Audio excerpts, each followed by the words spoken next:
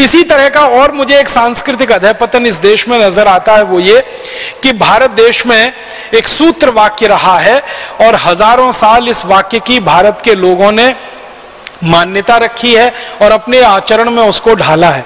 यत्र नार्यस्तु पूज्यन्ते रमन्ते तत्र देवता। जहां नारी की पूजा होती है, स्त्री की पूजा होती है, वहीं देवताओं का निवास होता है। मूल रूप से यह भावना है, माने नारियों का स्थान इस देश में हमेशा नर से ऊंचा ही रहा है। और वैसे भी नर जो है ना, नारी से भारी नहीं हो सकता। नारी में दो दो मात्राएं हैं, नर में नहीं है।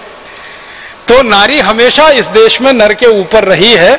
और इस देश में जब जब परंपरा में, हमारी मान्यता में हम बात करते हैं, संवाद करते हैं, लक्ष्मी नारायण की बात करते हैं, राधा कृष्ण की बात करते हैं, सीता राम की बात करते हैं, राम सीता की बात कम होती है, नारायण लक्ष्मी की बात कम होती है, लक्ष्मी नारायण की बात होती है, सीता राम की बात होती है, माने उमा महादेव की बात होती है। तो हमारे यहां तो यही है, नारी तो हमेशा ऊपर है।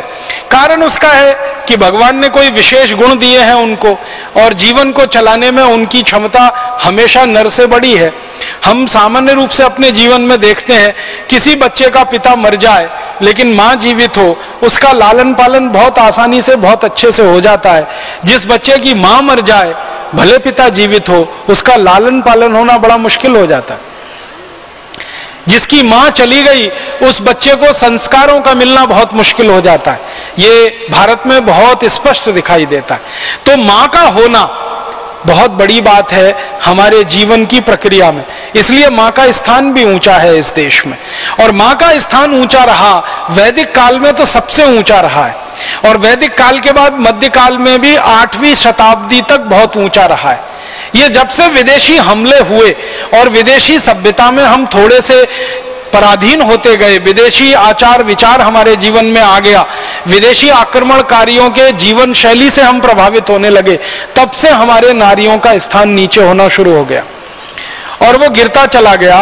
अंग्रेजों के जमाने में तो सबसे ज्यादा गिर गया, फ्रांसीसियों के जमाने में, पुर्तगालियों के जमाने में बहुत गिरा, अंग्रेजों के जमाने में सबसे ज्यादा गिरा। उसके पहले थोड़ा बहुत मुगल शासन काल में भी गिरा। तो वो गिरावट हम में आती गई। अब वो गिरावट हमारी खत्म होनी चाहिए थी, लेकिन आजादी के बाद हम जब इस सारे विदेशी प्रभाव से मुक्त हो गए, ये गिरावट रुकी नहीं है, ये बढ़ती ही चली जा रही। इसका मतलब क्या है?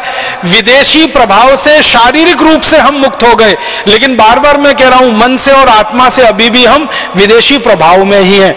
तो नारी को देखने की जो दृष्टि अंग्रेजों के समय में, नारी को देखने की जो दृष्टि फ्रांसीसी और पुर्तगालियों के समय में इस देश में आई, कमोवेश वही दृष्टि अभी भी हमारी आंखों में बसी है, और उसी का प्रभाव है जो नारियों की इस देश में बेइज्जती और दुर्गति हो रही।